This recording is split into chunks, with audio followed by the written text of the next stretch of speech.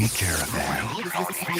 You've been subjected to a highly sophisticated form of propaganda. It's just what you need, and not what you don't. It's an excursion into the odd and into the very, very different. Good morning. And good morning to you, folks. Tony Caravan with you, running a little bit slow. I'd like to say I'm running on empty, but not really. I just had some breakfast. I broke my fast. So that's not a problem. It seems to me that you can pretty much see the graphics in the background. We always spend the first couple seconds doing some stupid stuff like that. Here's what's happening. And what's happening is I'm trying to align up the best as best as possible the background images with, so you don't see too much of the nonsense, and yet at the same time I can see what the heck's going on and respond to someone who may or may not decide to chat with us live. I do have live chat and all of that fancy schmancy stuff. I remembered to change my hat. I wore this shirt earlier this week. I'm going to get rid of this light there.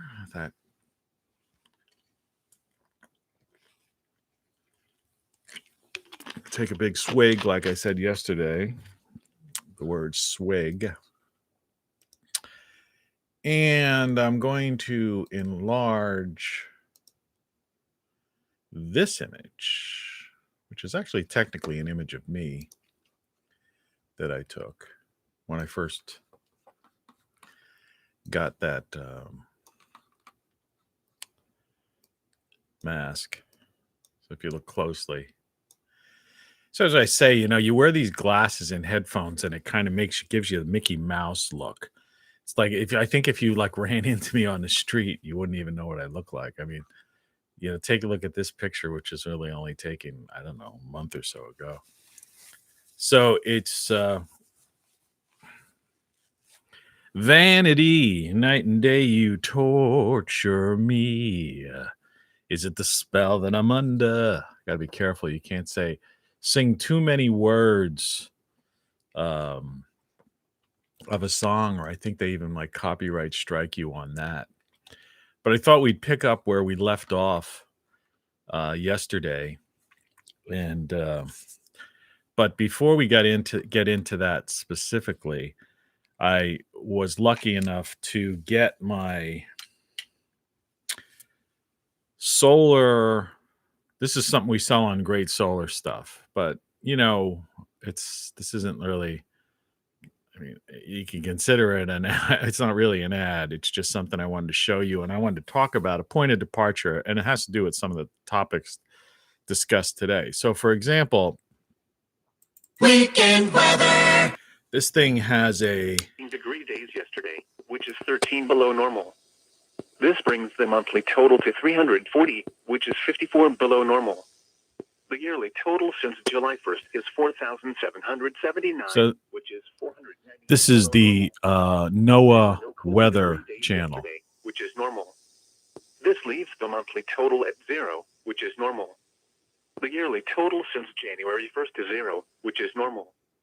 Yesterday, the average wind speed was 15 miles per hour. The normal high temperature for today is 42 degrees, and the normal low is 27. The record high for today is 78, which occurred in 1990, and the record low is 2, which occurred in 2014. Sunrise today is at 6:30 a.m. and sunset is at 6:20 p.m. High pressure will build into the region today, supplying. So it's funny, 1990, which is like over 31 years ago. I'll turn this off. This thing comes with an AM, FM radio and the weather radio. We were just listening to the weather radio. And obviously this telescopic antenna. It's not a very big thing, as you can see. Okay? But that doesn't matter. That's not the idea when you're talking about survival. It's got a flashlight on it, which, as you can see, is pretty darn bright. And it's got some kind of SOS thing on it. I don't think we want to get into. There's a solar panel here,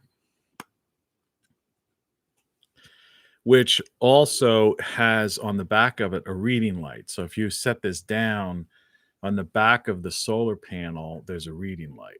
But let's see if you can grasp it's hard to see there you go. That thing's a solar panel. And so when you lift that up, but there's a way to So this you would put in the sun, and this could be charged by the sun. But it can also be charged with a hand crank. And it's a very simple thing to turn. Okay, so if there's no sun, you can hand crank it to get it up to a charge. Like I say, if you're sitting in a tent or in your house, you can lift this thing up, and this is a reading light. But it doubles as, at that angle, you could get it. This thing here is a solar panel, and that will charge this device as well. In the front, it tells you what its power is, and I'm at about, there's like 4 levels there, and I'm at the 3rd level. And you can choose an AM, FM, or like I had on. You turn this on. Chance of rain. Lows in the upper 30s. Thursday, rain likely. Highs in the lower 50s. Chance of rain 70%. Thursday night, rain likely and a chance of snow. Looks like we got rain and snow in our future. So anyway, this is the device. I have this on Great Solar stuff, but that's not the real kicker on this one is it comes with this this is what makes it like even like this is like Steve Jobs used to say. And there's one more thing. The one more thing is it comes with this little USB wire, and there's an adapter on here so it'll fit an iPhone or a Android phone. And on this side here, because this is like waterproof, they say, or water resistant, you lift up this waterproof thing, and there's 2 USBs. If you have a specific USB, small to small, you can just use that. But if you want to put the larger one in here, you just plug the USB device right in there. Let me just grab my phone. I have it in a case. My phone's in a case. I should have been better prepared. And then you just plug this.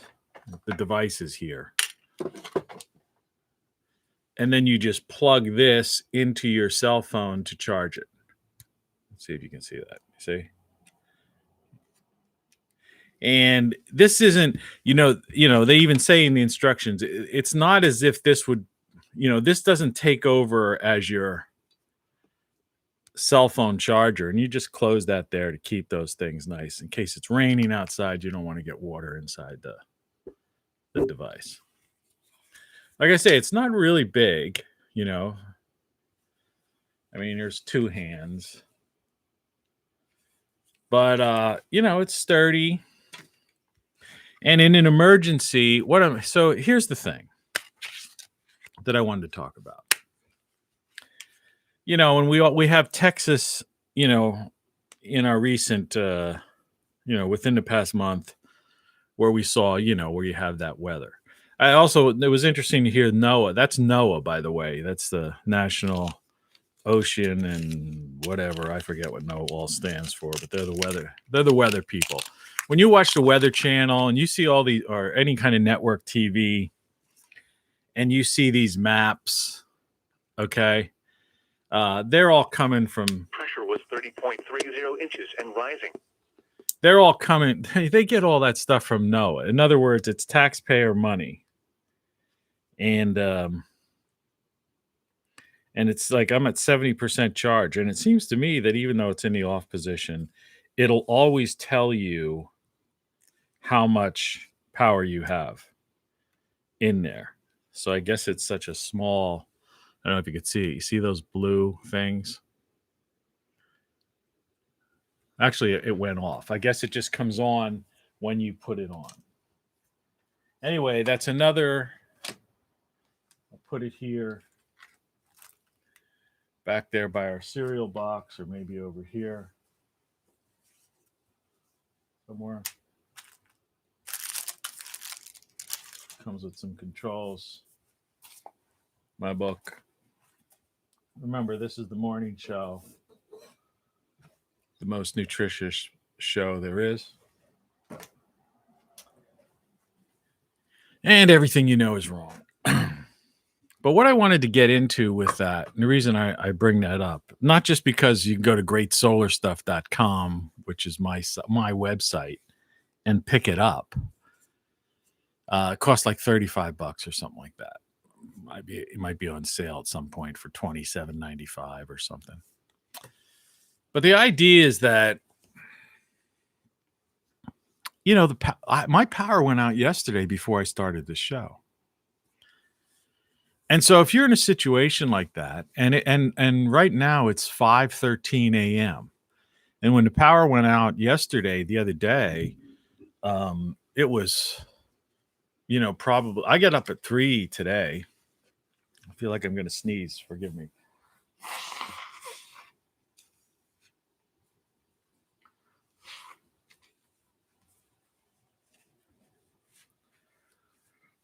There are two ways to prevent a sneeze. One is blow your nose instantly when you feel it coming on. The other is apply pressure right here. If you're in a public place or you don't, you know, or in your, and I mean, you know, don't break your nose, just apply pressure and you won't sneeze, because that's where like the nerves or whatever it is that cause, you know. I forget who taught me that. Somebody did somewhere down the line. But anyway, back to this thing. So, you know, I get up at 3 o'clock in the morning. There's some dog barking in the neighborhood. I don't know what's going on. It barks all night long. And it's in this, these people have a house, and I see it, they're there. I don't know. You know, I don't know what they might be up to something. I don't know if it's a fight dog or something. You know, there might have to be something fishy going on there. And I'm not the type of guy, I don't want to call the cops on them. I don't want but you know, if it keeps up, I might just have to report this to the ASPCA or somebody. So I've been getting if I wasn't wearing these glasses, you'd see I'm starting to get bags under my eyes. Now I do the morning show every morning anyway, so I don't mind getting up at 3 or 4 in the morning, because I go to bed at 7, you know, at 7 at night. And that's fine, because I'm used to, you know, even as the summer comes in, you know, I'll go to sleep a little bit later, because, you know, it's hard to go to sleep when it's still light outside and all of that. But I still get up early because I'm a farmer, you know, really a gardener. I messed around in my garden yesterday. But what I was trying to get back to the device, okay, is that, you know, if somebody wants to see it again, somebody tuned in late, it also has like one of these carbonate things on it. So I guess you could, you know, strap it onto yourself. But, you know, the close-up on it is this. You know, and like I say, this is the area here where the USBs are under. That square button at the top is like an SOS type of thing. I'm not about to do that this early in the morning. Who knows what kind of screaming noise that is. Very bright flashlight, warning light, whatever.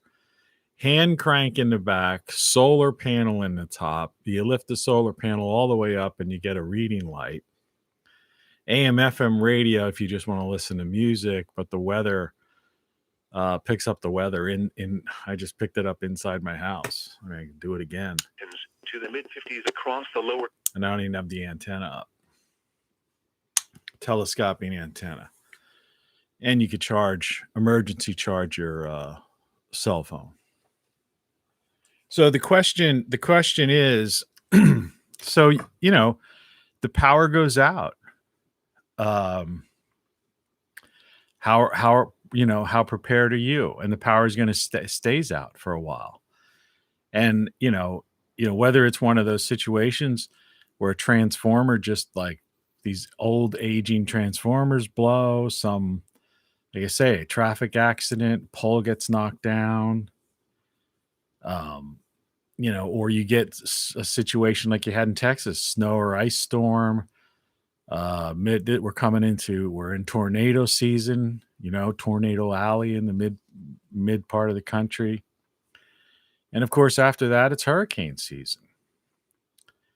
And so, and in all those instances, that instant weather channel thing comes in handy, because NOAA is going to be giving you all those reports.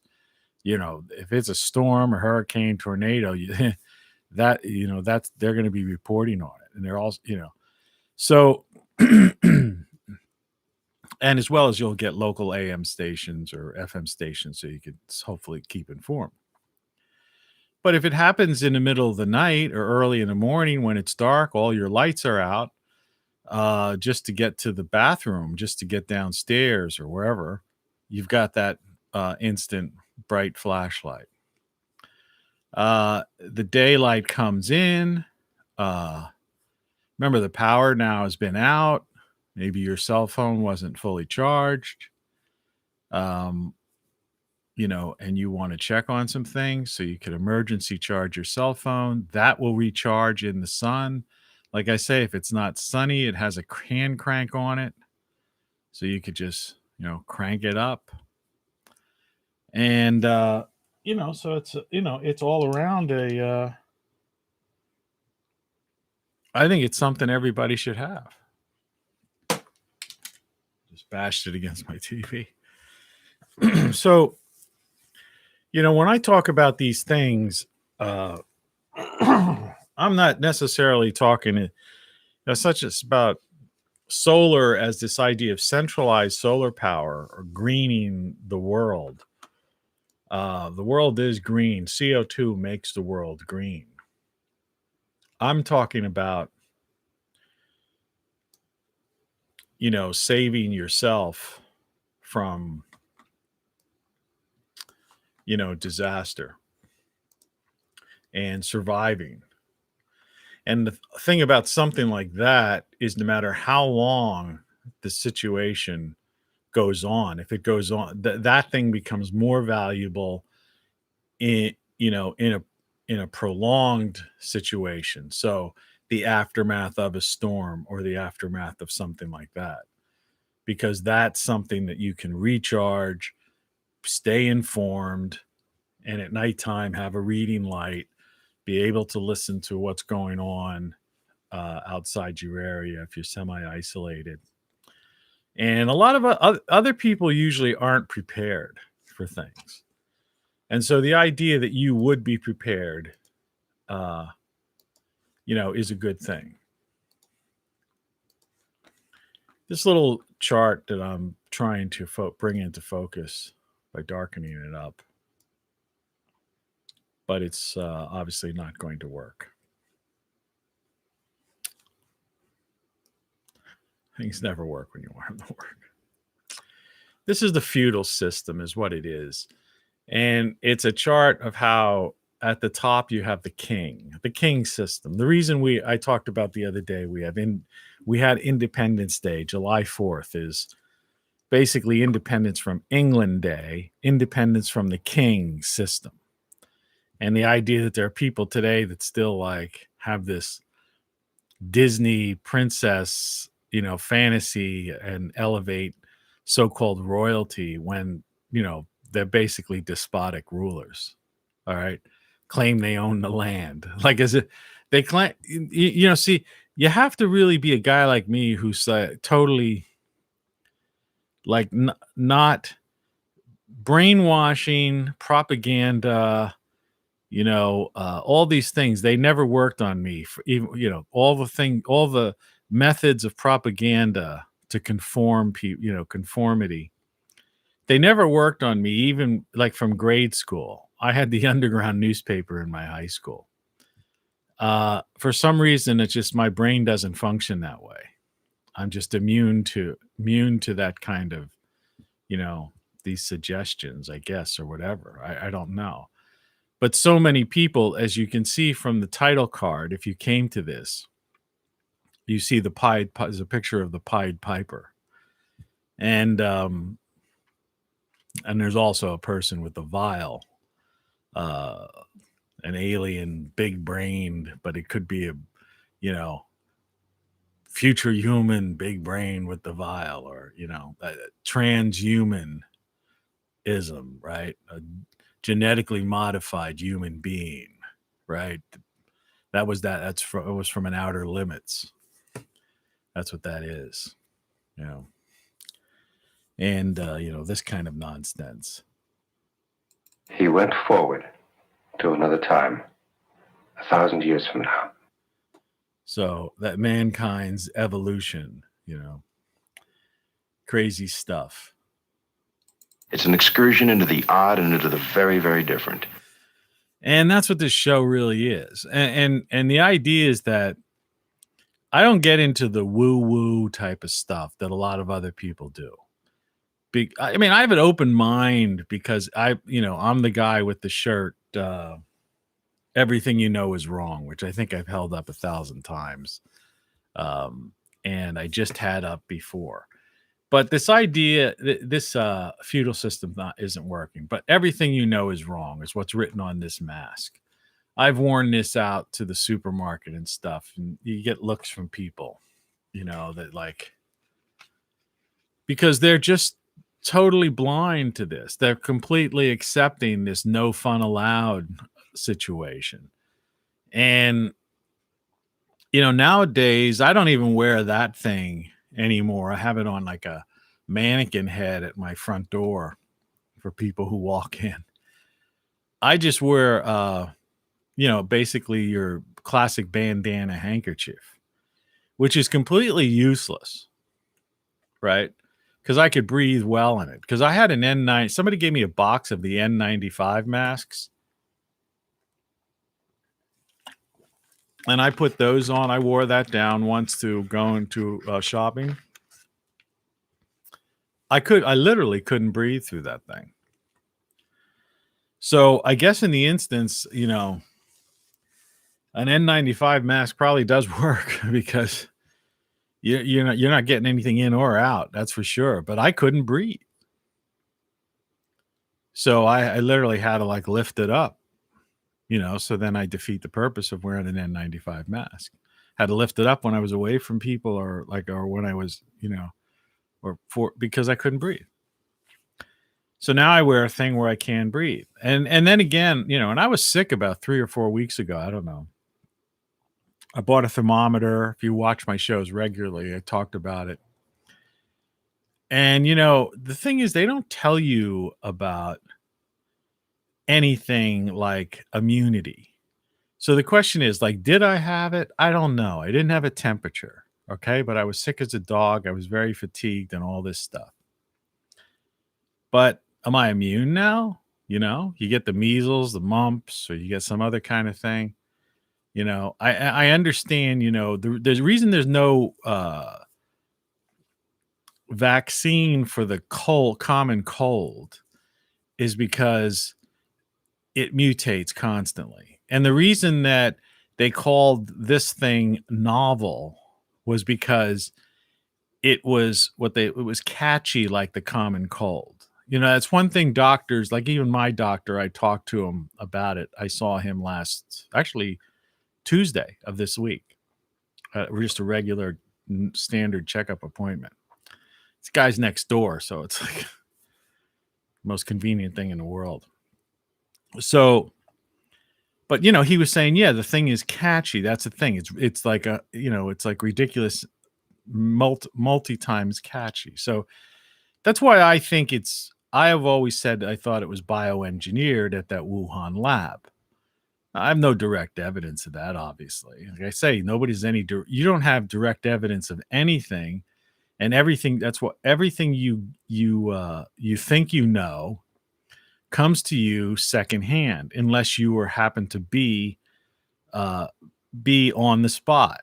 I mean, even if someone says, "Hey, did you see there's a car wreck that knocked over a transformer? That's why the power's out."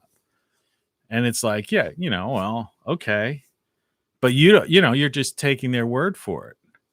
It's like when you watch a newscast, and it's worse on social media. Things go viral. Thing could have passed through 1,000 people. But so I like to hear it from the so-called horse's mouth. But yeah, there seems to be an agreement among those people, and I've gotten that firsthand uh, from people on the so-called front lines, medical personnel, that it's catchy. It sheds like the common cold.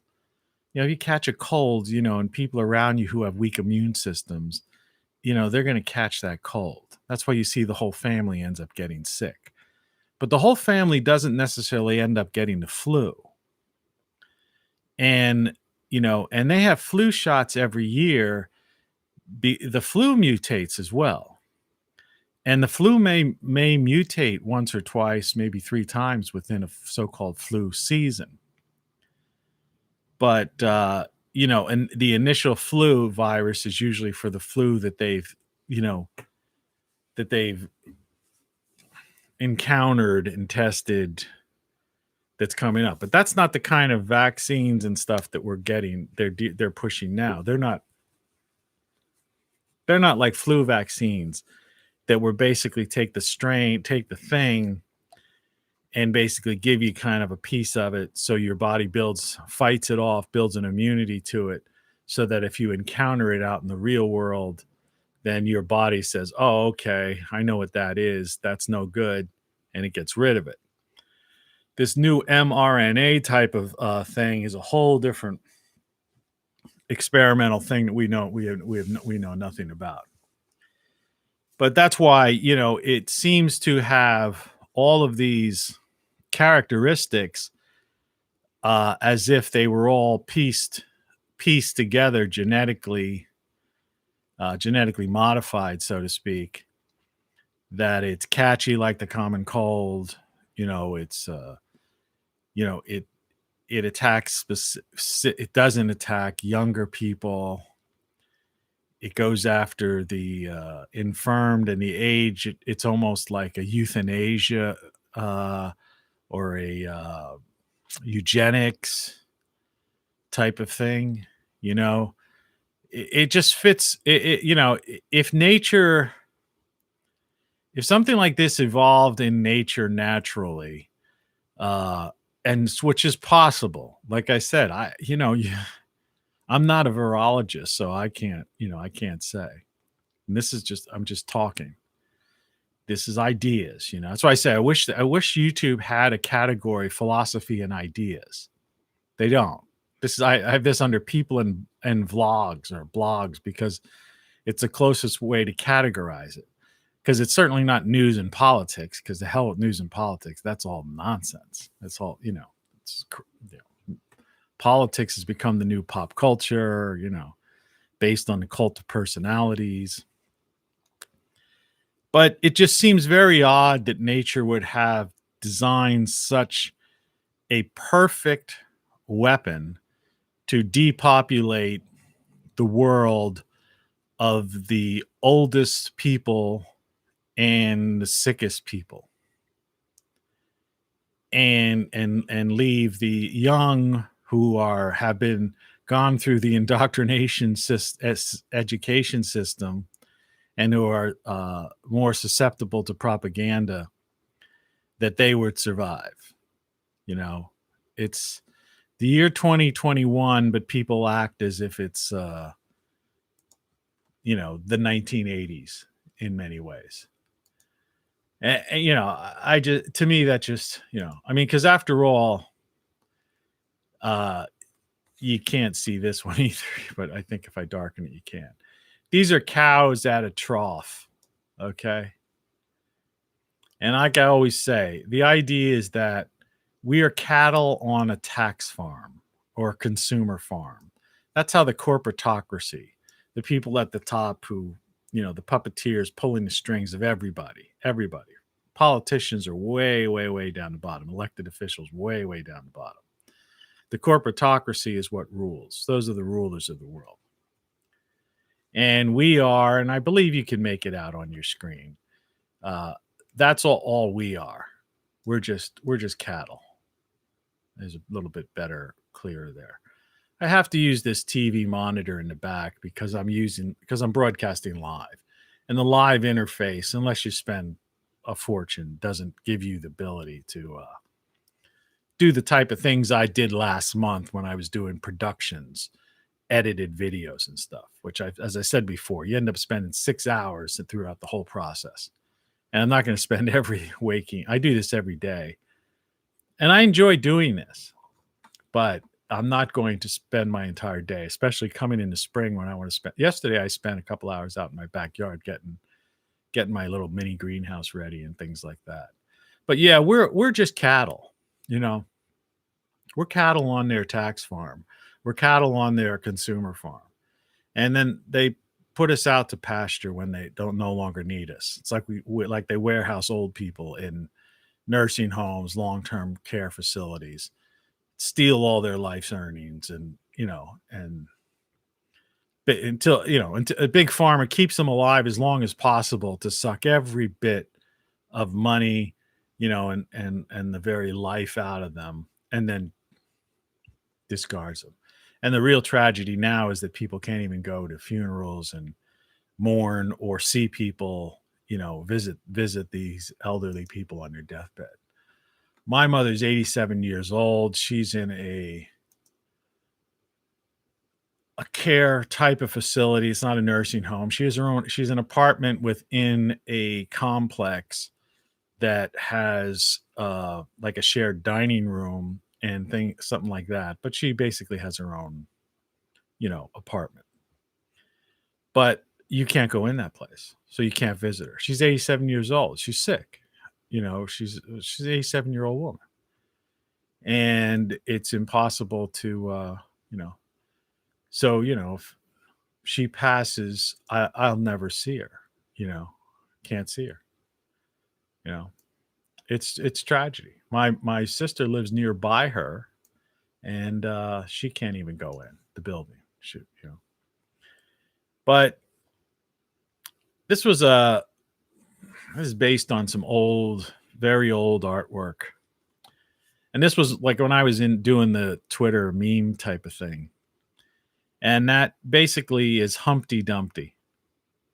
And he's at the top of the wall and he's like marching with the stick with the smiley face on. And the caption I put under it is "Enjoy it while it lasts." And, much like the Pied Piper on the title card that I put up. Yeah, this is the world we live in today. This is what it's like. In fact, I could pull up the title card. So as you can see, I've got the mad scientist with the potion. And then, of course, the Pied Piper leading people off the cliff.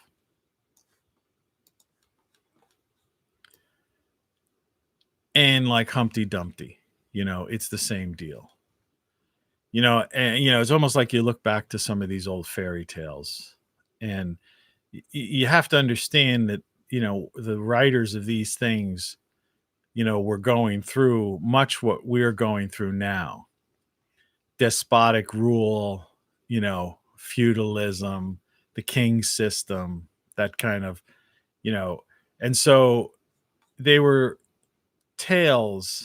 fairy tales in one regard, but it's just like the emperor's new clothes, is like a childhood story, but it just speaks volumes to the way people are today. Really, literally speaks volumes. I mean, look at in the United States today. no one is willing to point. I mean, there are people, but I mean generally, and that's the important thing is, it doesn't matter that there are people out there, and I have friends who find these videos and send a thing. Check this guy out. Look what he said. Maybe somebody might do the same with me, one of my videos. But none of these things are going mainstream. None of these things are going viral. And, even the people that are getting thousands, even 10,000 views or 37,000 views. Like I always say, it's in a country of 330 million to 350 million people. 30 some thousand people is 0.00, it's nothing. It's not. You would need 3.3 million people to be 1%, and even 1% is like the margin of error. And they don't, and people don't, and so that's how we got to where we are, and that's why they're talking about now having every flu season, wear masks. So, we get the summer off maybe, right? And, and it's like, what's the motivation behind that? You have to ask. And so literally the mask is a muzzle. Social distancing is a way of keeping people from gathering.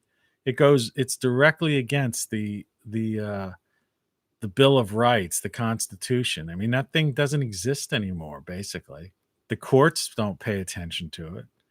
The media doesn't pay attention to it. The politicians don't pay attention to it. So, what good is it? They're direct. We freedom of assembly. We don't have it. Okay. So, what good are these things? I don't know. I'll tell you, it's kind of crazy. So this is so how do you deal with all this stuff? I found this on the internet. I can't take credit for this one. And again, I apologize for the fact that these aren't the easiest things to see. But what this is maze. This is a classic maze that in a college psychology class, with the rat going through the maze, or a science class, I guess, in a sense. And so the idea is the mouse has to get somewhere from down here. We can use the pen. It's better the way this works. It's hard to navigate when you're, because you can see how big the pen is in comparison to the background. But in effect, this is the beginning of the maze. Now, and so the mouse kind of works its way through. And then the whole theory of this, the reason why I say it's psychology more so than just necessarily just straight ahead science or biology, it's the idea that the brain, the mouse being a mammal, the brain remembers, they want to show how once the mouse figures out its way through this maze, how to get to the cheese at the end, then it remembers that path. Okay. But in this instance is that the mouse has just sawed straight through. You see? Straight through. Fuck the maze. Go right to the cheese. All right. Break through the walls, right straight through the cheese. And that's not enough people do that. In other words, that's what they have us in. They have us in this maze. They've turned people's lives into a maze from childhood till death. And you finally get through the maze and figure it out, and then you probably have dementia and you don't even remember how you got there, or you forget why you got there. It's like the retirement concept. It's like these people that, they work themselves till they're, arthritic, bent and lame, have all kinds of health problems, can't eat these kinds of foods, blah, blah, blah, on all kinds of various drugs to stay alive. And suddenly they retire. And as if they're like, I know people like that. I know people that just like, I'm not going to retire I'm going to wait until, because they keep pushing the retirement age back. I think it's like 66 and 8 months now, or something like 66 and 8 or 9 months now for people born for like boomers or something. But it's like, if the cutoff date from boomers, which is pretty much ended already, that the next tier, it's like they can't retire until their late 60s or 70. And people born today, like the retirement age is like 71 or 72. But like the age, the life expectancy has dropped. It was 78. I think it's down to 77 now. Caffeine. And if they keep tormenting people the way they are and doing the things they're doing, that the life expectancy is going to end up matching the year that you can retire. So in other words, just supports that whole idea of your cattle on a tax farm, your cattle on a consumer farm. You're only good for them if you're productive. And that's why guys like Bill Gates are very dangerous people, because they talk about depopulation all the time. And he's a single largest owner of farmland, individual owner of farmland in the US right now, buying up all the farmland. So you talk about GMOs. Imagine a guy who's spent his life saying there's just far too many people in the world and we have to reduce the population, by billions and billions of people, being in charge of the food supply. And also highly invested in big pharma and vaccines and all these kinds of things. A guy who, didn't graduate college, has no degree in virology, is not a farmer, is no expert in anything, who basically got his company started through kind of a shady deal, because IBM would have had a problem of like a conflict, monopolistic type of thing, an antitrust deal, if they had software and hardware. And so the software that began Microsoft basically was IBM, was something I think he paid $50,000 for. His rich dad gave him the money. And that's how that was all born. Yeah. So this isn't like some Steve Jobs idea, man, mixing, meeting up with Wozniak, a brainiac guy, computer nerd, and and this team, Lennon McCartney type of team, coming together and creating this, this whole new dynamic and this whole, paradigm shift in computing and the desktop publishing revolution and everything we have today. No, this was, this was classic,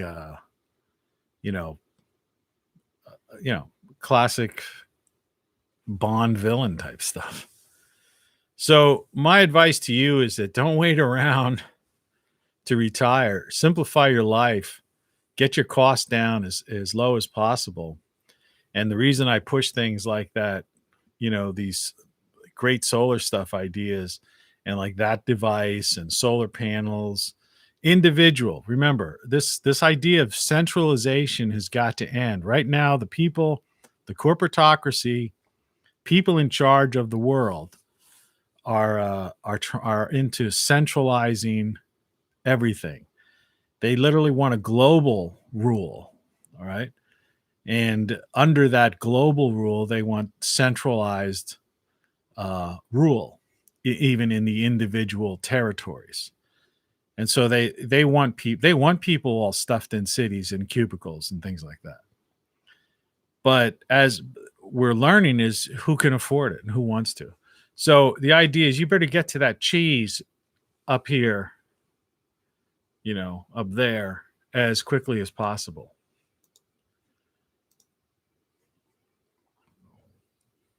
Now I wanted to talk about, this thing here. There's a photo that's floating around. I don't know if you can grasp this either. Like I say, I wish enlarge it a little. I think you can get it. It becomes a little more clear. But it bears just talking for just a couple minutes. And what you're seeing here is this is over in the UK. And these kids, all right, here with the top hats and the suits, dressed like men. These are just children, okay? And then off to the side, you've got your basic, just regular, like street kids, working class kids. If you could see the expression on the face, and it's the idea of I'll try to get close in to see if you can grasp this. Really disappointed in this interface that we have to deal with.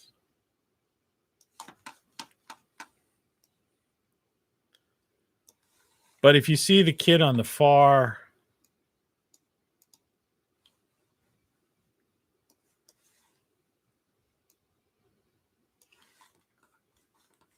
let me just try to get this together.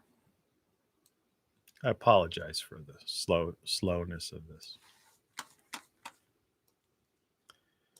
But this is, you can see this. This kid here,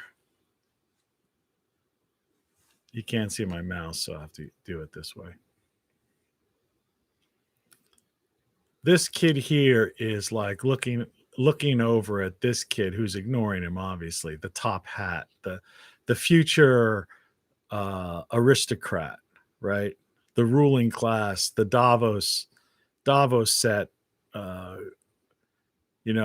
World Economic Forum, corporatocracy type. And then just, average Joe, who may become a doctor or may become a carpenter or whatever, but just a regular person. Okay. And, just dressed in their regular, I guess, school clothes.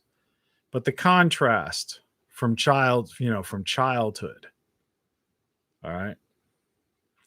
And that's how these people are groomed to be the ruling class.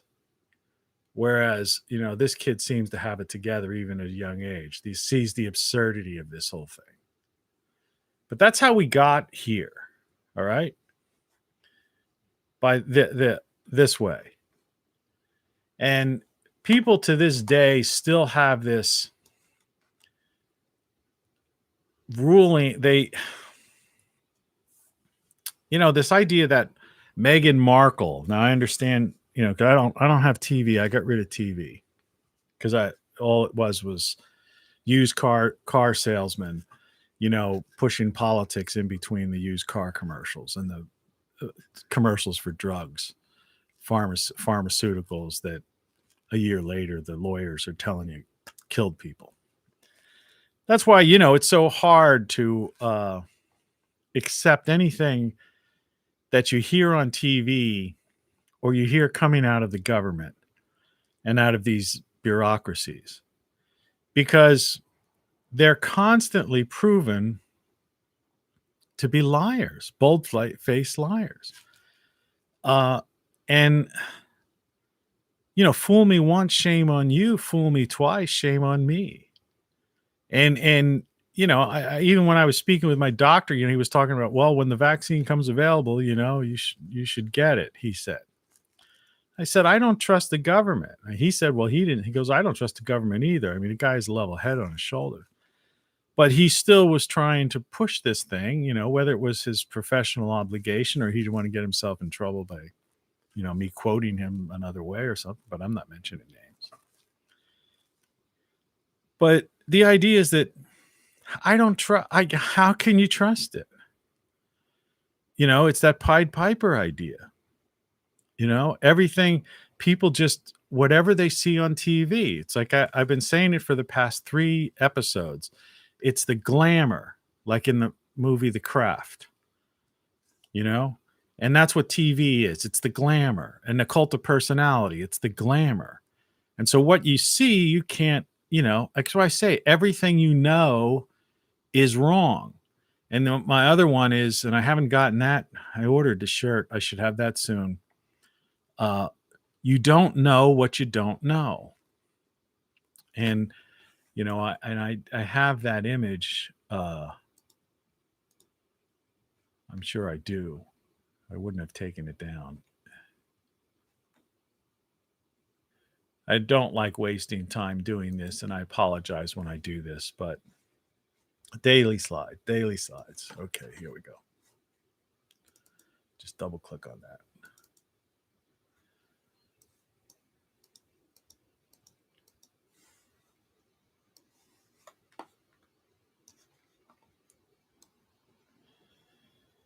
And this is what I've dedicated my life to. So when I do these shows, I don't make money on this. I'm not monetized.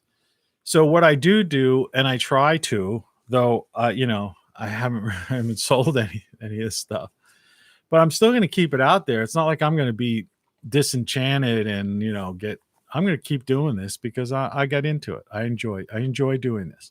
I watch these videos when they're over because there's so little content that I actually enjoy watching this stuff, watching myself make an idiot of myself, and play these goofy things.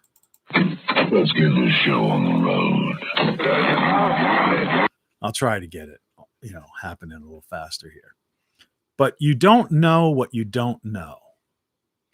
And that is a very profound statement.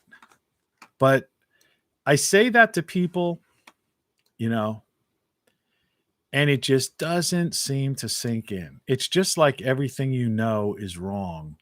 Or even I've amended it sometimes and says, everything you think is wrong. But it's just everything is wrong. But you don't know what you don't know. And it's like, really think about that. And we're constantly bombarded, and it's the emperor's new clothes, the Pied Piper, and people are Humpty Dumpty sitting on the wall waiting for a fall. And it's just so frustrating. Now, here's another thing. Now, everyone, this is real pop culture. Like I always say, politics isn't pop culture. Pop culture was things like when Star Trek was on TV, trends, fashion, the mini skirt, right? That's pop culture. Okay. And I've always found it fascinating. Here we are. This is Star Trek for those, who don't know or don't have a transformer. Hey, Scotty, beam me up. But what was fascinating about Star Trek, and I just to take a couple of minutes to talk about this. Now, if you think about Star Trek, whether it's the original series here, which, is a classic, or, the Next Generation, or, or some of the various other versions of Star Trek that there were. There were like the one where Voyager, I think Star Trek Voyager, that's the one with the Kate was the captain, whatever, the female captain. Kate, I can't think of her name, but I think her real name was Kate. But the Next Generation, Star Trek Voyager, and Star Trek the original series, that they were the best. They were just 3 or 4 different other variations, and then there's been 2 since, and then there's an independent guy. He's a kind of Mr. Science. I don't know if you know who he is. He's a guy, I think, who wrote a couple Star Trek episodes. He's a real nice guy, but he's funded or helped get involved and raise money to produce. They rebuilt the sets from the original Star Trek and like kind of continued the series, and even have an episode with like Sulu as captain or something like that.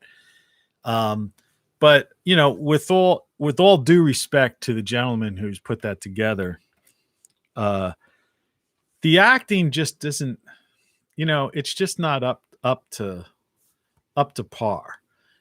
Some people could look at this and say this is campy, right? But you know what I'm saying? It's like when you watch a Netflix or an Amazon Prime movie, and it's like the sets are good. Sometimes the special effects are great, and all that stuff. But the acting, they just don't have it down. And it's like, I guess it's more the director that's at fault for that. Like there must be a shortage of really good directors. They don't know how to. I talked about this before in an episode. They don't know how people talk in real life, and so the voices are like, so such and such did this, or are you going to go to the theater tonight? Yeah, I'll be there at 8. Well, like, who are you going to bring with you? Bring Mary. Instead of in real conversation, you tend to talk over one another. That's why sometimes, you ever notice on a cell phone, because it depending on your connection, sometimes there could be like a slight delay or something that's just not right. And do you ever find yourself like you talking, like the person's talking and the conversation just isn't smooth? It's not like the old-fashioned phones, right? When you used an old-fashioned phone,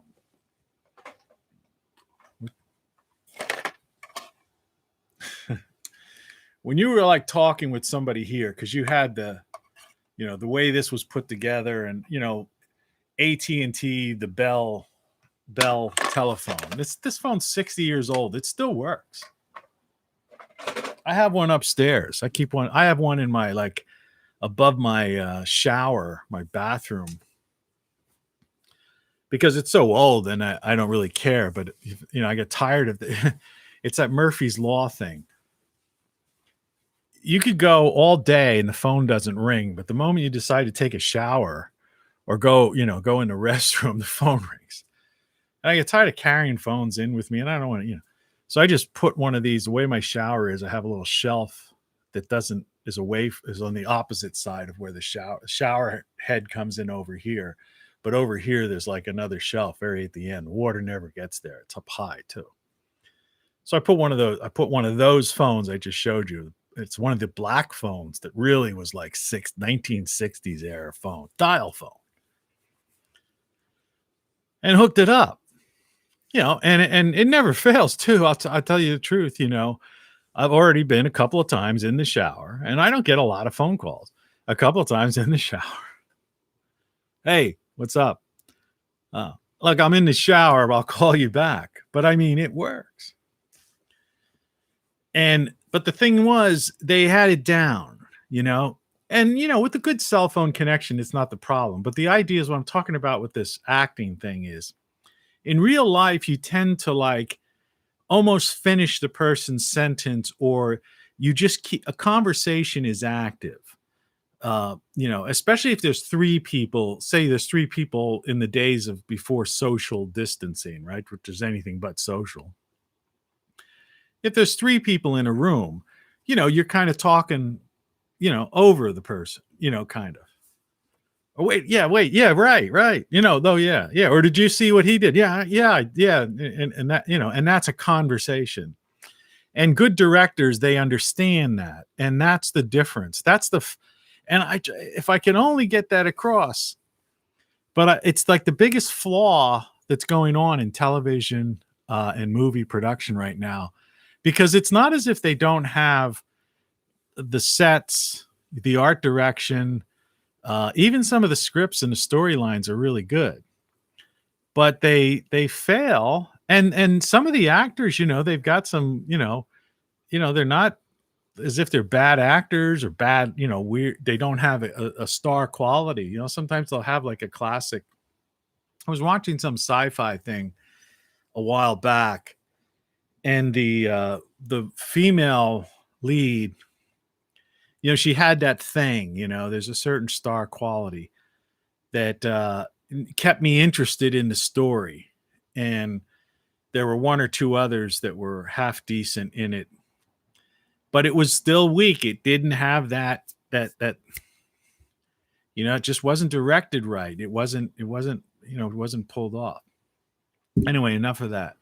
That's just in case in the future, this thing builds an audience and, some people from interested in making movies or TV shows watch. It's like a free tip. Let's get back to Star Trek. The original series. This is sick bay, okay? And you can see above in the background here, above, this is actually Spock's father. That's this particular episode, and that's Spock's mother there. And this is the one. This was the one, I believe, where Spock's father needed to help one another, but they were being stubborn, logic idiots.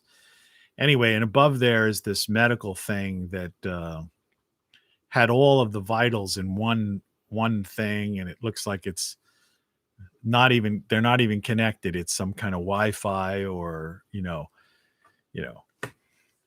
and and then the way and even with like the way they had that little medical thing they could quickly diagnose just by going over top of the body and stuff like that.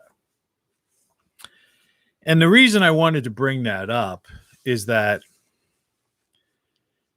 if you look at, the so-called Black Mirror, all right, one of the original iPhones, bones on there, and the communicator eventually evolved. But, remember the first phones, and I don't have any of those laying around, but the first phones were flip phones, right?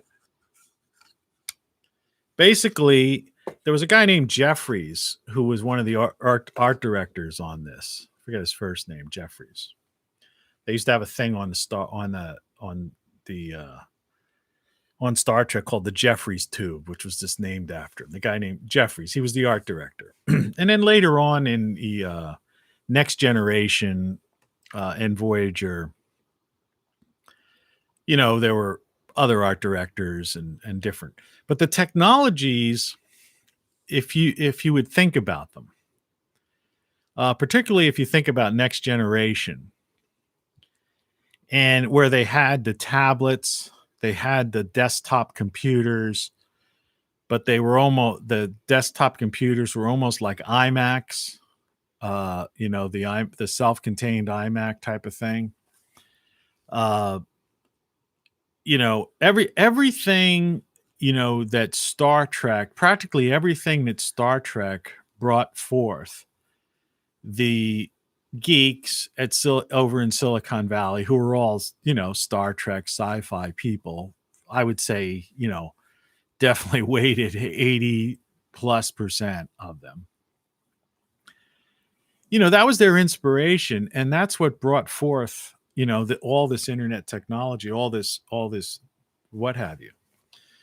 But have you noticed, and they were able to sell it, and that's what created companies like Apple, and how, and how companies like Verizon, and all these industries were basically based on Star Trek, and the art directors, the various art directors over those, several series, sequels. But in sickbay, how come we didn't adapt that? I was in the hospital, like I said, a year or so ago. I had some problems. Um, and it's the most annoying thing in the world is these IVs and these things and these nurses. They don't know how to put get the thing in the vein right, and you're laying in this bed and you can't sleep because you can't turn because you got these weird needles in your veins and right and the thing on your finger. And yeah, they've got some charts that are keeping track of your heart rate and stuff, but there's like a million different, it's primitive. And I don't care what they say. It's primitive. And then the nurses come in with the dragging in a computer and they're data punching in stuff, and and they make mistakes. I was in the hospital one time and they gave me I had the wrong person's name bracelet on. Fortunately, that person wasn't headed for to have their kidney removed or something. But medicine, because it's big pharma and part of the corporatocracy, has not allowed itself to advance like the other technologies of science fiction. See, in science fiction, you go back to even the Flash Gordon, in the 20s, or you go back to the 1800s, the early sci-fi, and H.G. Wells type of thing and all that stuff. Old movies, A Trip to the Moon. I mean, but, and then, post World War II sci-fi, which was, always rockets and things like that. Arthur C. Clarke, more sophisticated, 2001, and the law of, I think he was the guy for the law of robotics, and he coined, was responsible for the satellite. He came up with that in a science fiction book about the whole idea of a communication satellite. That's Arthur C. Clarke, science fiction writer. And so it was out of science fiction that were born most of the technologies that made modern society over the past, say, 60 years what it is today. Telecommunications, satellite communications, the internet, computing, computers, cell phones, right? All of that tech, all these kinds of technologies, tablets, all that kind of everything, things anything you can imagine, right? But the question I always had was, why didn't we adopt their sick bay or their medical technology, right? Because of the corporatocracy and because of big pharma, right? They don't want this type of science to be unleashed to allow people to be cured of diseases and to live longer and all of that. It's about, and that's the thing. That's what people just can't get through their head. Big pharma wants, keeps putting out these drugs, and 2 years later, there's lawsuits that are saying that the drug has killed or caused major side effects on people. This isn't me making this up. If you ever turned on a television, if you turn on your television right now, there's a light, and leave it on for maybe a half hour or flip around to a couple cable channels, say, just for about a half hour, you will find an ad for a particular drug that's an unnecessary drug, by the way, a drug that is something to do, like if you have a rash on your arm, or a little bit of rosacea or something like that, like who cares, people, so I'm not gonna, there's some girl that I like or something, and she's got a little bit of a red spot on her cheek or her elbow. She has psoriasis. I'm not going to be like, man, I'm not going out with her because she's got psoriasis. You know what I mean? But they brainwash people. It's just this glamour, this mind control. I mean, it's sick propaganda, whatever it is. And it's like, and they show these commercials, and they're always sick commercials. How you could see the games they're playing, the head games they're playing on people.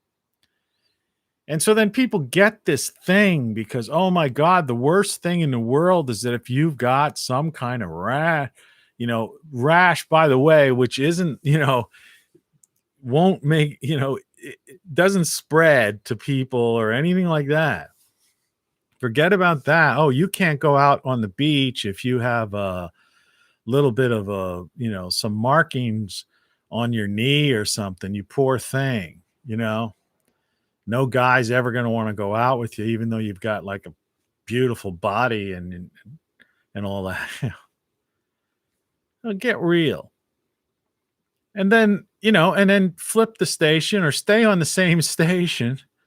And you're going to see a commercial from the law firm of such and such and such and such. If you took this drug or it's got a name, and you either develop death, that's always the funny one, like you develop death, or you developed a complication or your kidney failure or blah, blah, blah, or blah, blah, blah, contact the law firm of, we want to make, a bunch of money off of the people who screwed up this thing. And remember, it was the FDA, the government, the Food and Drug Administration that approved it. The media decided to, even though they know repeatedly that the FDA is constantly approving drugs that are no good, all right, they still approve them. And so the media accepts the FDA as if the FDA knows what they're talking about. Well, why would you believe the FDA, right? I mean, I haven't done it and I don't feel like doing it because I don't care, all right? Because I'm not taking any of that stuff, I've got a little bit of psoriasis, or I don't know, my elbows have some kind of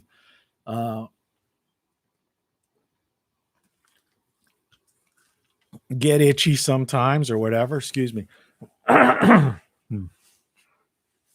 Sure as heck not going to take a prescription drug because, because I'm worried about a psoriasis, or I don't even think I have it, but I mean, some kind of rash or something. But they're repeatedly doing this. They have things for allergies. They pretend these things are all kinds of cures. But I was going to say every year, but it's not every year. It's almost like every 6 months, maybe every quarter.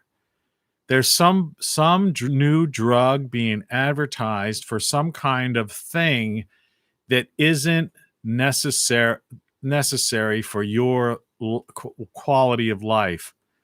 All right, for your life. Not when you look at it from a risk-based standpoint. My doctor, I had gotten, I was getting like adult acne. That's like a couple years ago. All right. And I said to the doctor, I said, I don't even eat much sugar or anything like that. I said, I do grow tomatoes. I know some people get like tomato rashes or whatever, but I was just getting some acne on my face, or like, and he prescribed some kind of thing for me. And I put it on, I put it on a little bit on my face, and sure enough, it like got rid of the stuff. But I read the thing, and it said one of the big paper I decided to, I read, that's in this micro print, right? You have to go to like the Dollar Tree or something and buy like magnifying reading glasses. Like, these things are basically reading glasses. I don't wear regular glasses, but these are prescription reading glasses so that I don't get a headache because I keep them on to watch. So I could see all these various computer things You know, if you just put generic magnifying glasses on and keep them on too long, you'll get a headache. But you need to get the ones that would give you a headache, like the 400 times thing, to read these things that come with these prescription drugs. And one of the things in it, it actually said, and I'm paraphrasing, I forget how they worded it exactly. We don't know exactly how this thing works, does what it does. And one of the side effects was it had produced cancer in test subjects. You know, now a year ago, I had basically had a radical prostatectomy. It's called. I had prostate cancer. Knock on wood. You know, it's a year later, and so far my numbers have been 0 since they've basically removed the damn thing. But and that scared somebody away, right there. You know, I watched how people come on and come off. But the idea behind that is that how, you know, why would they even release a drug that they don't know why it does what it does and that it could cause cancer? Or it had caused, one of the side effects is that it had caused cancer in either test subjects or some kind of, you know, some study, whatever. And you have to read this tiny small print, and that doctor didn't even know that, and he prescribed it to me because the FDA approved it. How many drugs are there like that you don't? And I never saw a commercial on TV when I had TV about that particular thing, right? And you wonder why over 600 some thousand people a year die of cancer, and you know, and over 500,000 people every year die of like heart related diseases. You know, so people are all and you don't see that on the side of the television screens tallying up, right? Total deaths over multiple years. See, like, you know, in other words, they say, oh, because you can't trust the FDA. Their track record isn't good. You know, and it doesn't matter. I'm not going to get into brand names here, because, you know, there was that suit with that powder, you know, that they were babies or whatever, you know, $1 billion lawsuit. That stuff's been around, and that was like hidden or whatever. It was around since I was a kid. Right? You know, all these, you know, when I had like a AFib thing for a while. Thing went away, kind of. I don't know. I think it, you know, I have no idea why. I was seeing an electrocardiologist, but I didn't have anything performed. But they were giving me some kind of blood thinner thing. And she took me off it right away because it was prescribed by somebody else, because I went in the hospital because my heart was like fluttering real fast. My heart rate was real fast. And I've seen multiple ads about that thing causing people having internal bleeding and all kinds of other things. They gave that to me. The FDA approved it. You know, I never followed up with any lawsuit thing or anything like that because I got off of it. But, you know, maybe I still should have. My mother was on that. She had internal bleeding. I told her, I said, you know, there's lawsuits about that. You could probably sue them for a couple $1 million. No, but she's 87 years old. She doesn't care about that stuff. She's happy every day she's alive, you know.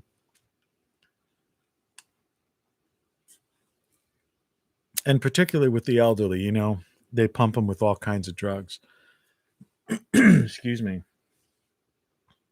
You know, they know they're not, you know. So where's sick bay, right? Where's the modern? So, you know, I don't, and you, so I'm supposed to believe the FDA. I'm supposed to believe the CDC that changes their mind constantly. And all you have to do is any human being has to turn on a TV and they will see an advertisement for a drug, and a year or two later, a lawsuit, class action suit, proving that that drug was bad for like not a couple of people, but enough people that it's a multi hundreds of millions or $1 billion lawsuit. Now, if anybody else had that kind of track record, you would just say, forget it. So that's just a little observation, Star Trek, right? They could do, believe me, they're holding back. They're holding back the real cures. They want people to be sick. You don't know what you don't know. That's what it really boils down to, And this whole idea of no fun allowed, everything you know is wrong, or everything you think you know is wrong, right? There's another thing I wanted to touch on, and I think you can see this pretty much from here. This is that classic scene from Reservoir Dogs. Just lighten it up a little, but you get the whole idea. And, people look at this and it's funny and there's sense, this Tarantino type of stuff. But the reality is, these people really exist, right? And there's this thing in the media. This is something that not many people talk about. Is that they really don't, we live in this world where television creates some kind of Disney world. Disney, not Disney World and is in a place, but in this fantasy world. As if, nobody ever, ever uses the F word, or people, these people aren't criminals, right? We could get rid of bail. There's a story behind these murderers. People coming, they're bringing people in over the border, and they're not even testing them or dealing with them the way they're dealing with people who lived here their whole life. So in other words, and they're just letting them just come on in now. They don't care if they're carrying, some kind of, flu or some other kind of weird strain of some kind of thing. Right? And if you dare say, these people who are, raping women, these coyotes that are bringing women and children over the border. Instead, the issue is more of like, what to do with the children that have been brought over here by these coyotes. Think about the absurdity of that. I caught some little clip or something on YouTube yesterday about that. Like, that was the issue. Like, what are you going to do? What to do with these 3,000 children? It's like, what are they doing here in the first place? Right? I mean, why would you allow, this to happen even? And why isn't our, all this foreign aid that we're giving to these countries, why isn't that money making it to these children or to these families to help these people?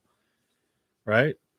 I mean, coming to the United States right now is probably the biggest mistake a person could make. That should be the public service announcements and billboards all over Mexico, Central America, and South America. It's like, don't come, avoid the former United States of America. There's no rights. You're going to be under lockdown, maybe indefinitely. Right? There's no jobs. And as time goes on, there'll be even less jobs. We don't need migrant workers. We got farm equipment that it's all, robotized, computerized. You can't get jobs working at McDonald's and places like that, or supermarkets. They're just putting more and more self checkouts and kiosks. Order your food and swipe your card. Cashless society. There's no, telemarketing jobs and stuff like that. They're all being replaced by chatbots, AI, right? Manufacturing. Well, I guess that's going to go back to China now, since China is just we just have cultural differences with the country that has gulags, kills its people.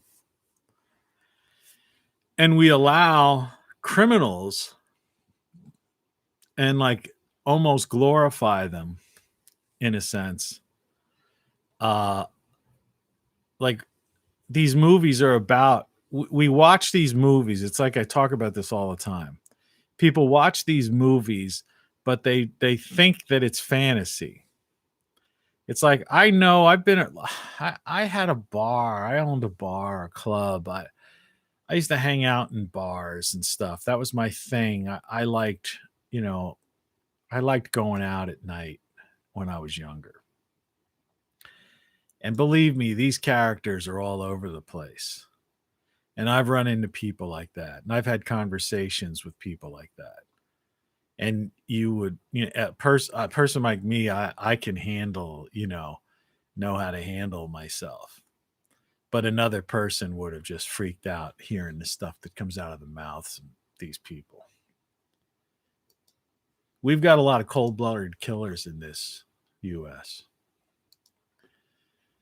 So, I mean, I realize this show's all over the place today. But one of the other things I wanted to point out is that with all this this glamour that they're putting across and all this obsession with politics still, people still don't understand. And this idea of the Green New Deal, that's anything about green. CO2 makes the world green. I'm not going to get into the whole story again. Watch my previous videos. I detail it. And watch Adapt 2030, David Dubine and Suspicious Observers and those kind of guys. They'll explain it to you. But we have a lot of volcanic activity going on. Earthquake activity is on the uptick. Our magnetic field is weak, which means we have less protection from cosmic rays and solar rays. The sun's magnetic field is weak, which means that's why cosmic rays, because that helps protect us too. It kind of extends over us. And we're entering a solar,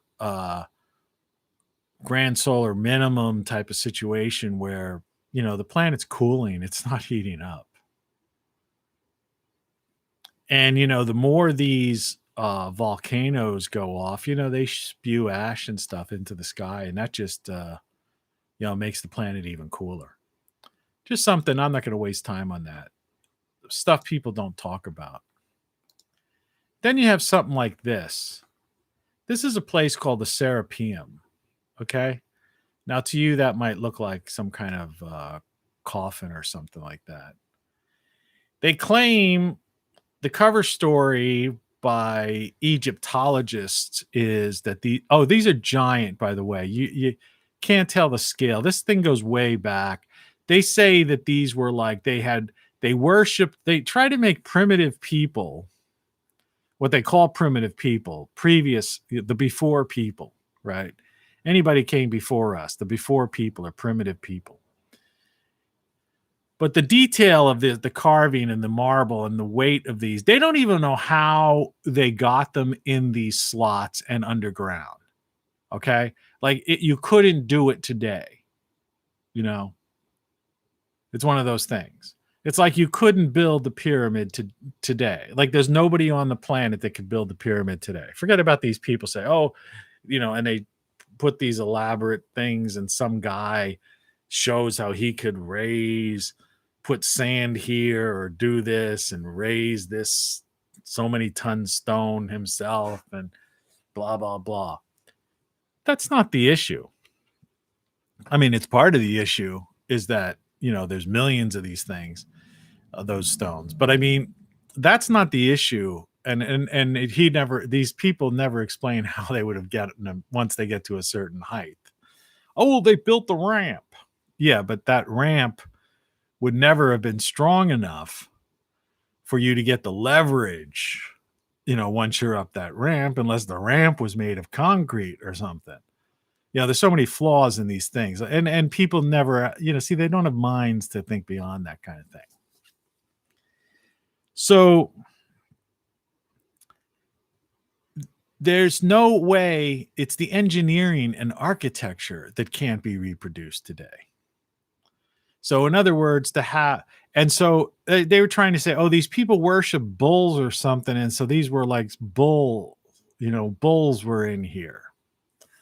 Well, anyway, when this place was discovered, and these things are tons and tons and tons, and they're in these alcoves. It's called the Serapeum. You can look this up yourself. They were all opened like this. Okay. This heavy granite, perfectly carved, within, you can't fit a razor blade between that, in this, if I could get my finger into the spot, you get a razor blade. Use the pen. It's easier sometimes. You couldn't get a razor blade in between the lid and the base, when that was closed. You couldn't get, nobody today knows how possibly you could have even gotten the thing in there. And it couldn't have been built in there. It's not from materials there. It's a solid granite carved out perfectly, geometric thing. But this is just to throw a mind-blowing thing out to you. Because like I say, it's Saturday. It's, just Monday, just some thought-provoking things. And this follows through with the Star Trek, the medicine thing and the globalists and the corporatocracy. This is a different angle that I didn't touch on before. That's the scary part, like the Vatican archives and why they destroyed the Library of Alexandria and stuff like that.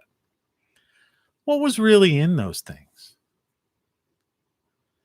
I've talked before that I believe that there's a 12,000 year cycle, like a lot of other people, that the earth goes through these near extinction events. Some people survive, and that's why what we know from the past is kind of mythology. Because most, 99.9% of the population is destroyed. The cities are destroyed. The continents are scoured over like a Brillo pad. Remnants, ocean levels rise 400 feet the last time it happened. That's what the Great Flood stories are all about. And the flood stories are all over. I think there's something like 1,000 flood stories besides Noah's flood. So we know these things happened. Okay. They actually happened. And they can see buried cities. They found mythical cities they thought were mythical cities off of India and different places. So it's like, and even off the coast of the Atlantic, we know that there's like 400, that those sea levels rose 400 feet. And so the question is, all right, if you were to make basically something that you couldn't get a razor blade under, that in effect is airtight, watertight, and you wanted to preserve knowledge or technology or something, wouldn't you put it underground in some kind of granite thing like that could survive the most unbelievable cataclysm? Any kind of cataclysm? I don't know if I put it in this particular one. But I'll bring it out just for a second. I know I'm running long, but I don't want to run too long. I know I saw it this morning.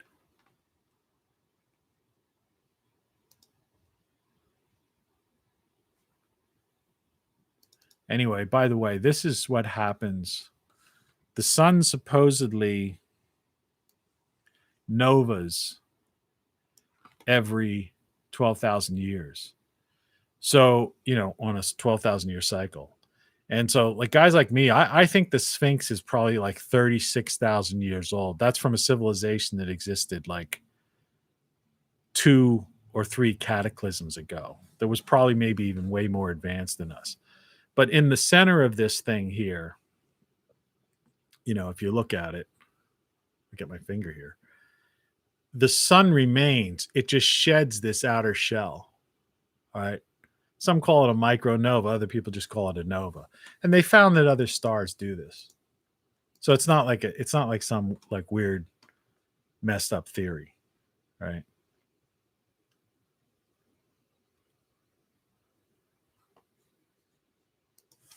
I'm just going to look for asteroid.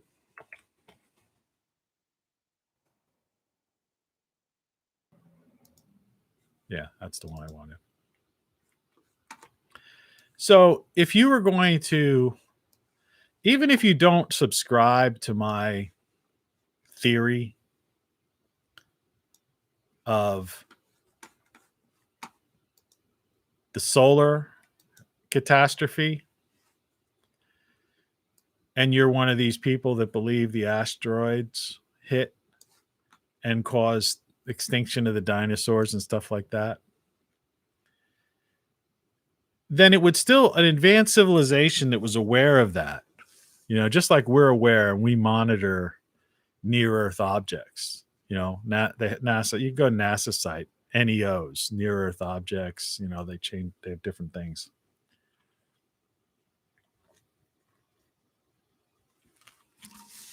You got to have that caffeine. Even if you're that kind of person, when you look at this place like the Serapeum, there's not just one of these things, okay? All right? This is like a place, right, with these various alcoves of these things. And there are things saying that the stuff buried, they've done earth penetrating radar under the Sphinx. In certain parts of even the pyramids, that say there's spaces and there's things, right? So that's where you would try to preserve your knowledge and technology from some sort of extinction event, cataclysm, or something like that.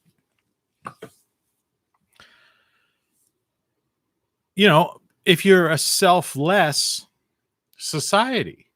See, we have a very self-centered society now. Like I say, that's why the cancer industry and big pharma are high profitable businesses. And yet between like heart attacks and cancer alone, just those two, something like 1.2 million people a year die. It's like every 10 years, like 12 million people, 10 to 12 million people die of those diseases every 10 years. Since 9/11, almost 25 million people have died from cancer and heart disease. 25 million.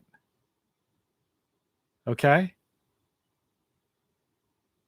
And there's no tallies on the side of, these television channels. All right. So, that's a corporatocracy. That's only, we're cattle on a consumer tax farm, consumer/tax farm. My chair is sinking again. So what the heck was in there? And who took it out? Right? What's in the Vatican archives? Remnants of the Library of Alexandria, right? Because they ransacked. That's who basically burned it. So they got the good books, the old stuff. Did they already go underneath the, and who's watching? There's no like web, 24/7, 365 webcam on the pyramids and the Sphinx, right? They already dig underneath the Sphinx, underneath that thing in the front and stuff, and find that vault and dig that out and grab that stuff that all these people have talked about. And they've found documents and stuff that refer to these things, multiple places.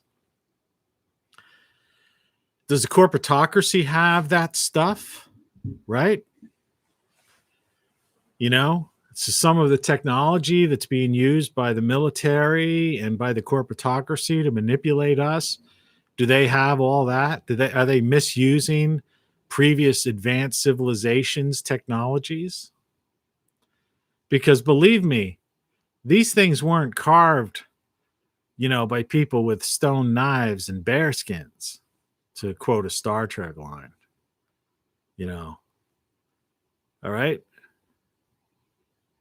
There was something in there. There's something under the Sphinx, under the pyramids, and other places. The Göbekli Tepe was intentionally buried, right? They've discovered that. And they've only they'd only uncovered a fraction of that. So who knows, the part that they've uncovered may just be, nothing. But unfortunately, that's in an area that's coincidentally highly, dangerous due to, terrorism and things like that. It's like the Middle East, all of the secrets there. You can't go, you can't go to these places. It's not safe to go to these places in Lebanon, where there's these ruins, and Syria, had tremendous amount of ruins, and a lot of that stuff was just blasted away by, the wars there and what have you. Same with Iraq. The museums were ransacked during the Iraqi wars, both the wars. And it seems that was the area that these people knew. The reason that these things survived in those areas, and there's other places around the world. I mean, there's places down in Central Mexico, Central America, South America, that are so buried over, with jungle, that they haven't even uncovered them yet. So who knows what's there? But the idea is it probably was, they knew that particular area was was most likely not going to be inundated, and would survive, or had a high probability of survival. And that's why they created these places to store information for the surviving generations, or just the survivors of the event.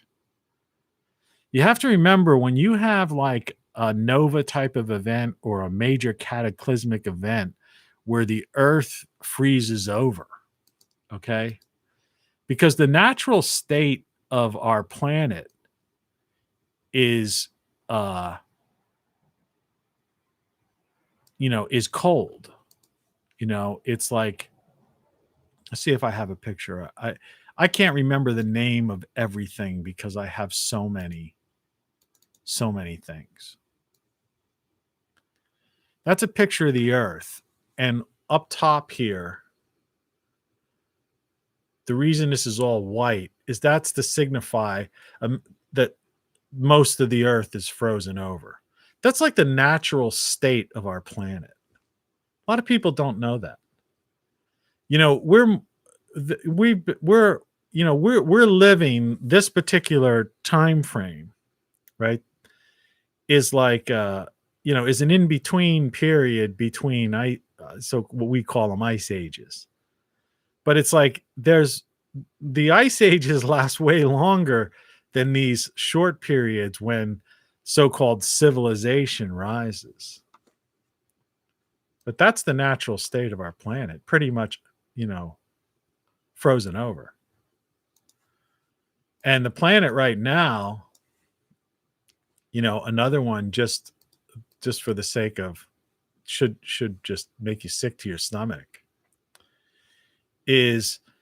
that's the earth, and all that mess around. Reason it looks like weird tattered and stuff around the edges, those are all satellites. That's all space junk.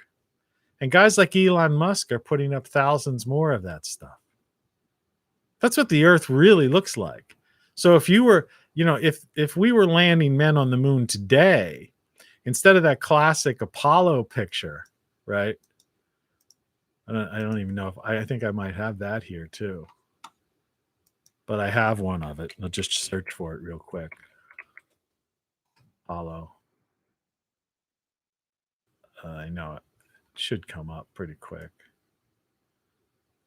The search is very poor on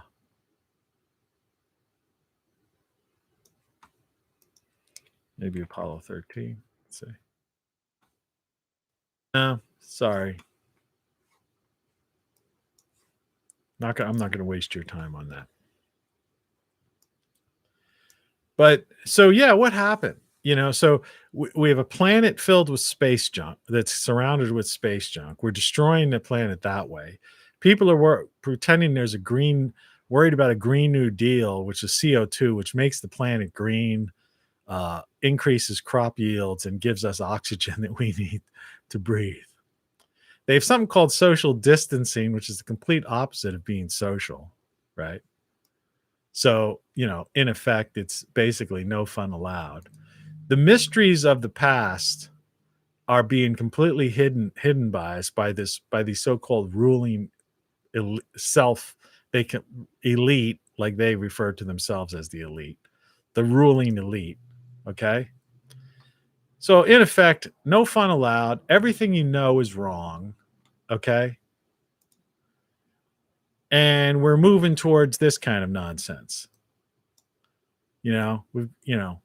The neocons and the neoliberals are back in power now, and it's bombs away, right? Just did it in Syria, and military industrial complex, because they make money. These bombs, this is an old World War II type of bomb, but our modern bombs, you're talking like $1 million or more, for one missile type of thing. So there's nothing better than that. And then here you got the girl and, to sell it, market it. And of course, forget about patriots and soldiers and all the people who's lost lives and limbs, over the past so many years, past 20, 30 years through these neocon, neoliberal wars to protect freedom. And what did they end up with? They ended up with what we have today. Hardly any freedom at all. Questionable whether or not we're free. So, the absurdity of this. Everything you know is wrong. Everything you know is wrong. And Western civilization has fallen. Now, this is just kind of a semi-humorous thing. But it's not humorous in the sense that I had this. This is what it's hard. It's not really super easy to read. I'll try to darken it up a little. You can see it. Apple TV/video system. This is an old Apple computer from the 90s. All right. I think you can see my little mouse there, but if you can't. All right. And complete with a remote control. All right. And what this allowed you to do, and I used to have one. I had a card that allowed me to watch TV. I had the cable. You could put the cable into the card. So I had like cable TV in my office at the ad agency back in the 90s. I had an office, an ad agency. I was a creative director. But it also allowed you to have video inputs, and you can edit video on the next gen of the G3s and stuff. I edited like music videos, for a band and stuff like that. I used to tie into, there used to be this early, we were all webcast, like this whole concept of what I'm doing now.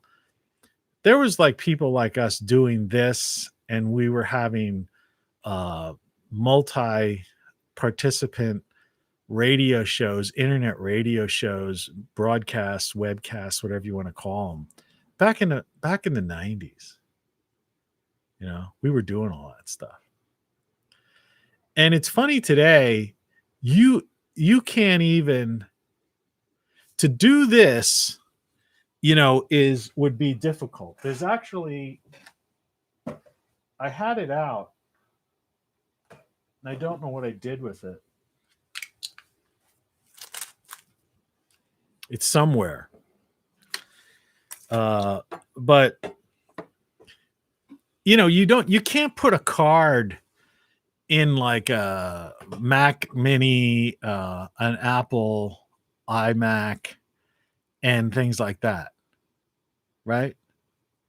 And even the new PCs, they're not like, they're molded, right? The Apple equipment is basically glass and aluminum kind of like welded together. If you're lucky, on some models, you're able to up the RAM, DRAM yourself or something. Or, you'd have to be like a super mechanic type of person with the tools, engineer type of mechanic. I mean, computer engineer. And there are some guys like that. But I mean, that's like high level, you really want to try to take apart, rip apart some kind of aluminum, glass, fuse together device to get at a motherboard and try to, it's not like it was, like this computer here, that little box that the monitor's resting on, you basically, you just release some plastic, thing, it wasn't even like you had to unscrew on a lot of them. You just like released two plastic things and opened it up. And then there was a place for cards. And you could, that you would unscrew to loosen the card or something. You could replace a card. You could, pull out, the processor and replace that with a better processor. Maybe put a fan on top of that processor so that it wouldn't heat up. It would be more efficient. And you could swap out then it was just RAM. So you could swap out, the 250 megabytes of RAM with like a gigabyte or something like that. I have a G5 over here. The thing that does these kinds of things, Good morning. I use that. I have that tied into my audio in on the computer I'm talking to right here. Well, this one I have, in fact, I double check it. I think I only have a gig in here. I might have two. Let's see. I'm checking my 6 gigabyte. Wow. No wonder this works so fast. It's a dual 2 gigahertz power PC G5. I have 6 gigs in there. Wow. No wonder that works good. I hope this hard drive holds out. I want to get a digital hard drive for that and try to figure out how to clone it so it could last indefinitely. Definitely. Because the motherboards on these machines rarely go, unless you're like you push them to the max. And the type of stuff I'm doing is not pushing anything to the max, You're fired. I just wish I could play music without having YouTube do it. If YouTube would just pay broadcast BMI and pay their rights.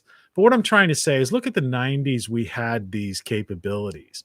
So we were better off back then. I'm telling you. I remember, because we were an ad agency and we used to do job work on top of client work. In other words, we represented hospitals and we would make their TV commercials, come up with copywriting, logos, campaigns for them. We would represent some political figures. We would do all that, the classic advertising thing, brand, create brand identity for people and all that sort of thing, right? Consult people, create their, multimedia advertising campaigns. But also we had graphics people. And so also we would do things like we had companies that we would do their, 100-page catalog of equipment that they were selling. We would basically design that because we had people and computers and graphics. We had that capability. We were doing that in the 1990s.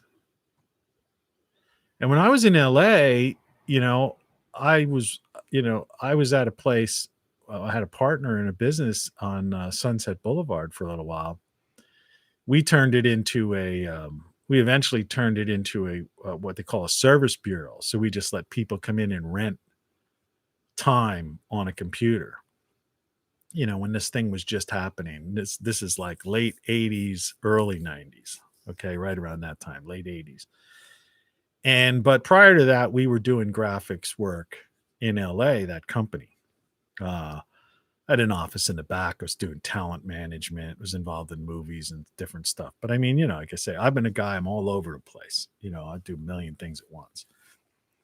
But I had business ventures. I was also, I was open to business ventures.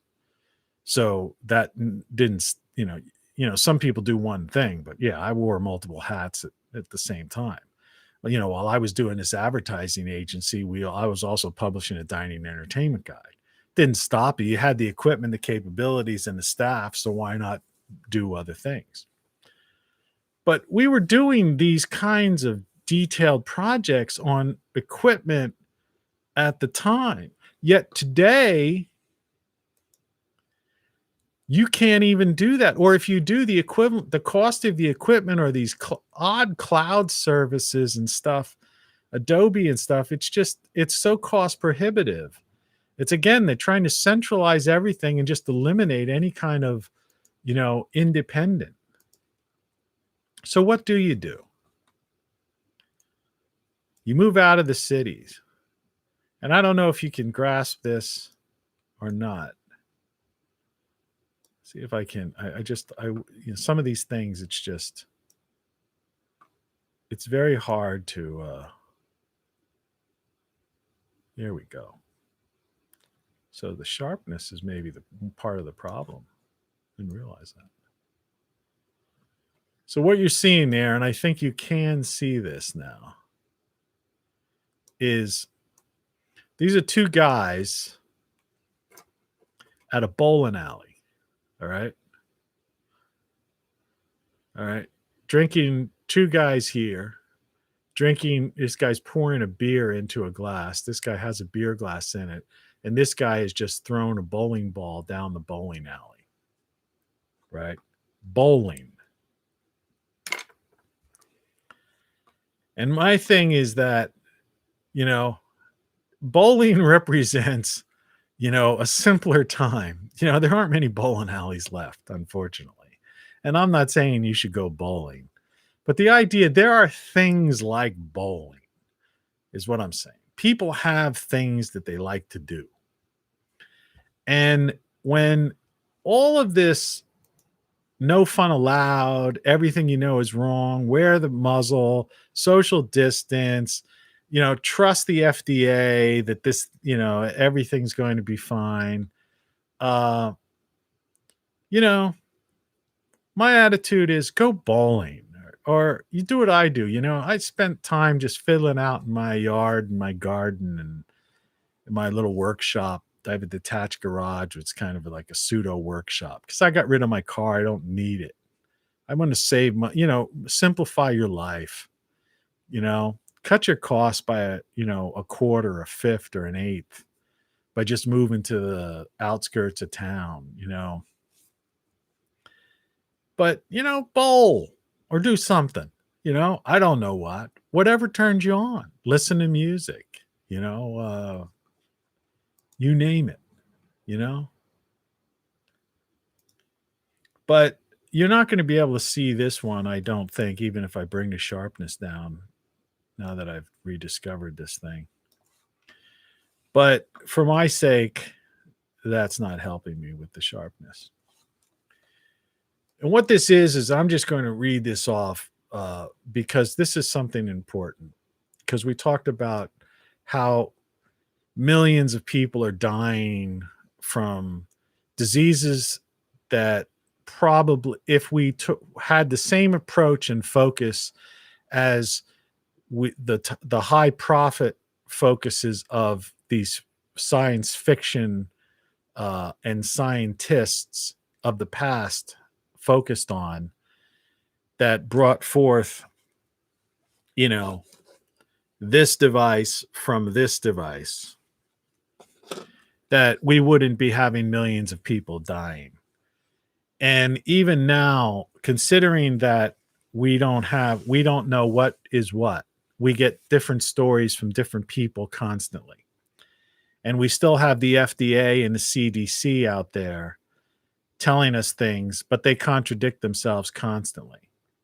And when you turn on the TV, they're selling one drug, and again, the next commercial is about a previous drug that has killed people or has caused bad side effects. And who makes money on that? The corporatocracy, the TV station, right? Because they're selling the ads. The person that's on there talking is a multimillionaire, the newsreader. The corporation that owns the media company they're billionaires. So they don't care. They just take the ad, right? They just take the ad. They just want the revenue. You can't trust them. So you have to look out for yourself. And one of the ways of looking out for yourself is, like, here's 15 foods that boost your immune system. And you can find these things, and you could talk to your doctor about this kind of stuff, and I've talked to my doctors about it. Citrus fruits, red bell peppers, not green bell peppers, right? Not necessarily jalapeno peppers. Red bell peppers, very good for you, okay? Broccoli, very good for you. But don't cook it or steam it to death. Only steam it for a couple of minutes tops, because otherwise you get rid of the good stuff. Garlic. I talked about this before. Flatten the garlic with the side of a knife and then chop it up finely and let it sit for about 5 minutes, and then top your food with it. And if it's too strong for you, put on some honey, real honey, not stuff that's fake. Ginger, very good. Spinach, good for you. Yogurt, good for you. Almonds, sunflower seeds, turmeric. But if you take turmeric, take it with black pepper. Green tea, papaya, kiwi, poultry, shellfish, salmon, things like that. These are good for you. The idea is you've got to build your immune system up so that your human body, can just naturally. We're made to fight diseases. We're made to heal. All right? We do heal. And, if we can't trust the people out there, we're not made to, take all kinds of drugs. And I put the fleur de lis out there because, people talk about secret societies all the time and get caught up in the Illuminati and all of these kinds of things. But, as far as I'm concerned, is that those that pass down ancient knowledge aren't the enemy today. It's the corporatocracy, And I sometimes wonder when I see all these people who are against the Masons and talk about the Illuminati and these all these, so they call them the secret societies. Like, this is the original conspiracy theorist ideas. And YouTube is chock full of that, right? And they make them the boogeyman, right? Well, I showed you that Serapeum picture before and talked about, what was in there, what's in the Vatican archives, what was in the Library of Alexandria, what secrets, who took that stuff, right? Who has that information? And who's working to, preserve, the knowledge of previous civilizations? And a lot of that has basically been passed down. You talk to the average Mason, for example, and I've known many Masons, is that the primary thing, the primary average Mason is like a Masonic lodge is a place where they have, it's like a social club. It's a place where they have, people use it and rent it to have receptions and different things like that. And, as far as the other aspects of it, originally, just think of the word Mason. It was the idea of passing down the trade secrets on how to basically build things. But also, but many of these so-called secret societies are basically people that are trying to preserve knowledge. That's all. There's the nefariousness is what's going on in the bureaucracies, the alphabet agencies, spy agencies, the corporatocracy that have taken, that are puppeteers that have taken over elected officials. Elected officials are nothing. I talk about that all the time. So, in closing, visit greatsolarstuff.com, and consider getting one of these or one. I'm in the coming weeks, I'll be showing you some of the other stuff. Cause like I said, even with my shirts, and my book, I buy my own books. I give them to friends and family, as presents. It's a good book to get. But I buy everything. I want to make sure that the quality is good. And so, everything is wrong. The shirt. Sorry about the noise. But I always do this. Like, look at the quality of the shirt. I like this particular textured one. Now, you could get these in any color and stuff that you want. But it's like, it helps support me since I don't have any monetization whatsoever from YouTube. And, how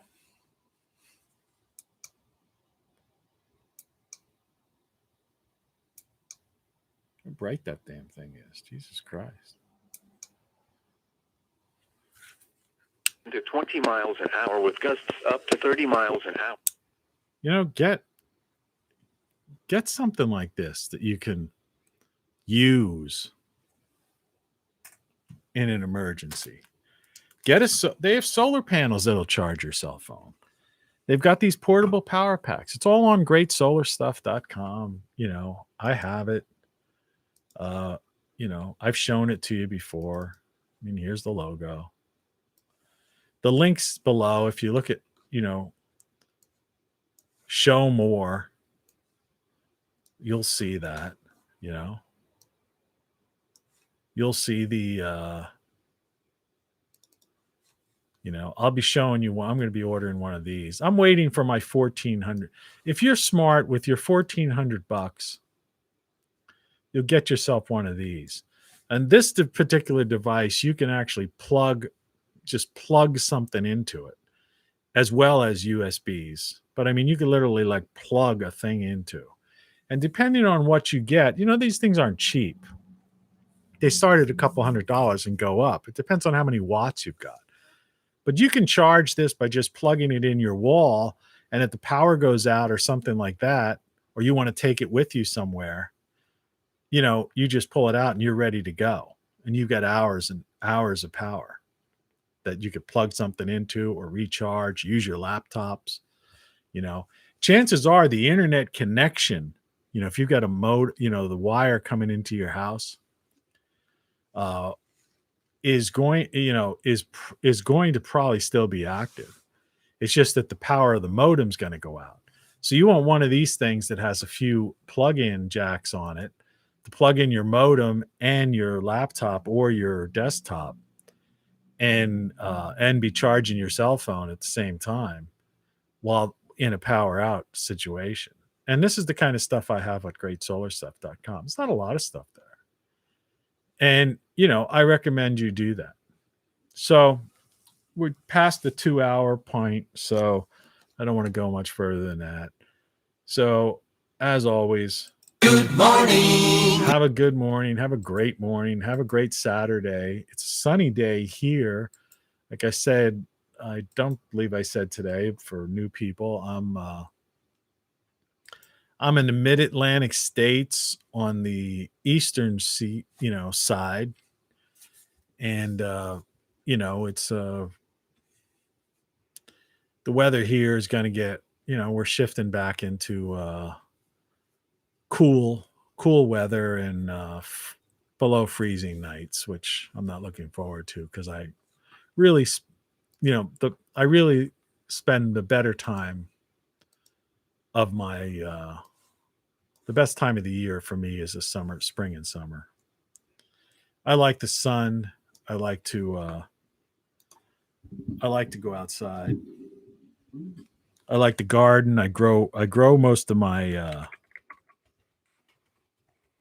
food for more than half the year. So thanks for watching, and I'll probably talk to you tomorrow. I'm usually here every day. Sometimes I take a day off, but for the most part, I'm here every day. So cheers, peace. Look at the doppelganger in the back. Take care. Talk to you soon.